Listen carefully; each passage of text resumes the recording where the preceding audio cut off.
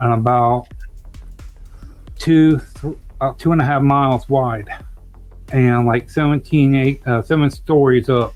Out where there's like buildings for storage, cattle, and all livestock, the church, and all that in this place. And I'm like, okay, how do you keep from not breaking your neck when you bump into the wall or you're hitting the floor? If you're not, or how is it possible? You know. I don't know. Evolution creates new sensors. You're much more susceptible to touch or vibration or something. I don't know. Yeah, V said V was talking about underground insect people being not credible. I'm going to say none of this is credible. Well, they're actually talking to like you have fluorescent lighting that naturally occurs under the ground. Yeah. So that would be the whole lighting situation. And then extremophiles, if any creature actually lives down there, they would have to be an extremophile, which does exist. Yeah, I mean, the deep sea, there's sea monsters down there, right? Yeah. However, they're not coming up to the surface to mess with us because they can't survive where we are. So you have to think about that as well. Well, if they're extremophiles, they can survive in any extreme. You see that? So if they are extremophiles, they can travel anywhere they want. The thing about extremes, there's the opposite end of an extreme, which makes another extreme. So, like the blobfish, for example, called the blobfish, it looks like a normal fish in water, but you bring it up to the surface, it turns into a blob. That's not an extremophile. See, extremophiles can survive in any atmosphere. They found like fungus on the side of the satellite when it came back to Earth because it was growing in outer space. So, I mean, it's like these are. But that same fungus will not be growing on the inside of a volcano. Yes, they will. That's an extremophile. They can survive any. Then I'll agree with you. They had one that they were showing that came. Actually, it was from the Valley of Death that I was talking about with Mark over there in Russia. They go out there to these pools, and they literally do research on these freaking extremophiles because they can take and transfer them to different areas, and they just, no matter where you put them, they survive. Oh, and there's another one. Inside a living creature? Remember that one they were talking about? It was like in acid water, and these things were surviving in it. And any other organisms couldn't survive in that with what's there. Well, I think that's a good challenge. You find me a creature of some kind surviving somewhere, and I will find an environment where it cannot survive. I promise you. Well, there's one.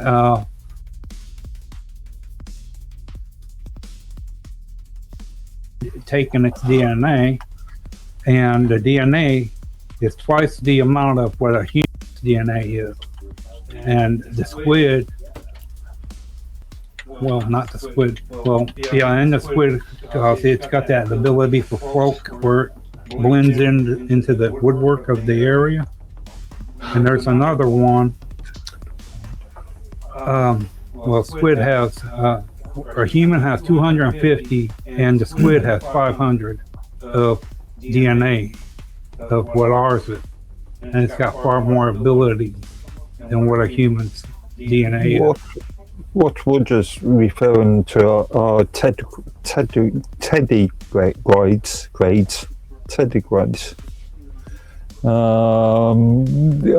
Only known animal capable of surviving in vacuums, radiation, and extreme temperatures. In theory, survive in space. Yeah, they did we call that, the meat goes bad, and we call that, well, outside of the shuttle, outside of the space station, they took that stuff for a year and a half, stuck it out there, waited for a year and a half, and brought it back in, it mutated to such a point that it literally, they said it was ranks up there as one of the dangerous. It's lethal. It is. If it ever got out to people, it would kill massive amounts of people. I think you maybe watched a few too many science fiction films. Well, no, that was on. They did that on the news about that. Are you sure it was an actual real news story? I question that. But I can't think of the name of. But the film Aliens isn't a news report.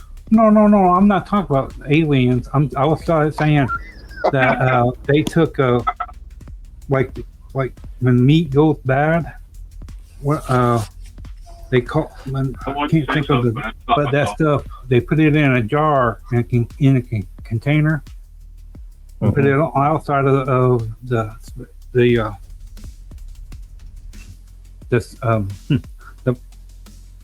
where everyone goes to the space station. They put it outside of the space station, left it there for a year and a half to see what happens and to see how area or anything. It mutated, it did, to high dangerous levels. It did. And basically a piece of flesh.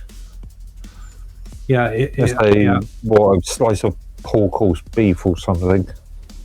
And in Canada and in the ice, it was brought up that there's a some stuff out there that on a cold, if they found it in the ice shells, the thing when they drill into the ice.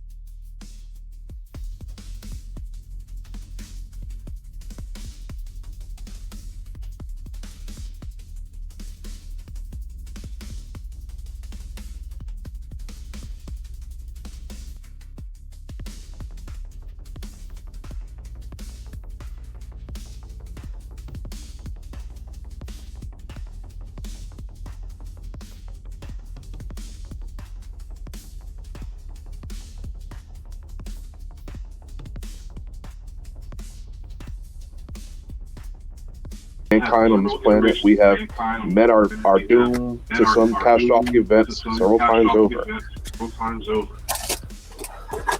Okay, we're just providing a lack of information there, I think. We're not providing a sufficient amount of information to make any conclusions. I mean, if you ask me, I think it's a lot of propaganda.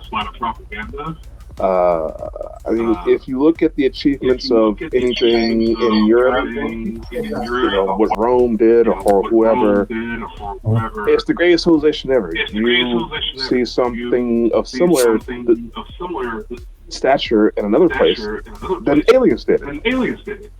It completely takes away the credit of anyone else being able to have a mind and civilization of their own. Excuse me.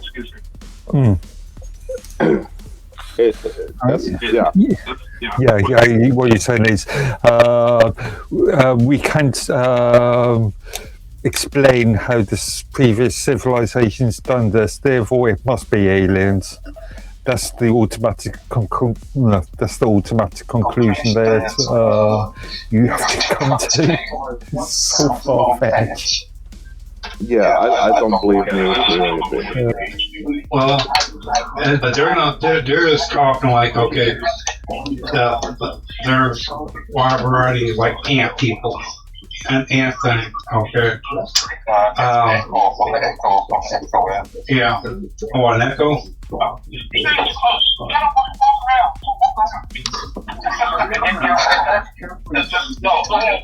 Yes, that's good, that's right.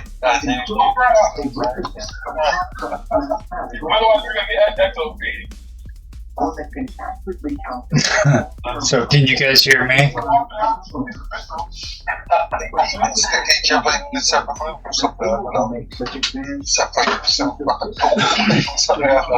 Mark, can you hear me? Hey, Mark, can you hear Roger? Roger, you're saying, I don't want to discredit that business or have had certain influence on it. I just don't think they're responsible. Stop for a minute and say, how many planets are there in the universe? Stop and think for 1 second that anybody who's arrogant enough to believe that humanity is the only intelligent race in the entire universe is a freaking idiot. What we are looking at is... So many times. That's, make the argument, that's, I'm sure. But, I mean, those, civilizations have been capable of actually transversing in space and coming to Earth. Yeah, but you can always... As big as space is, we're talking about infinity. We may have seen intelligence rise and fall by the billions over the millennium we're talking about. So again, it's pure arrogance to believe that humanity is the only intelligence in the entire universe. We haven't been able to transverse He's the smartest of all planets. Well, yeah, but here's the thing. You can have different types of aliens and all that live within another alien. Okay, organisms that can control things. And it's hard to say what it is and what's not. What is the verification of life? The argument that we've all got parasites in ourselves, in each other, or in ourselves, controlling us, therefore, this excuse the entire concept of self-agency. I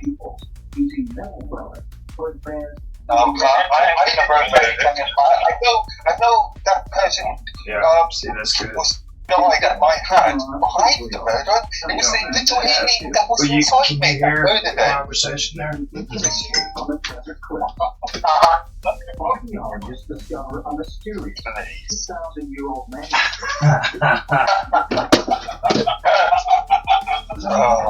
Well, it's perfect example.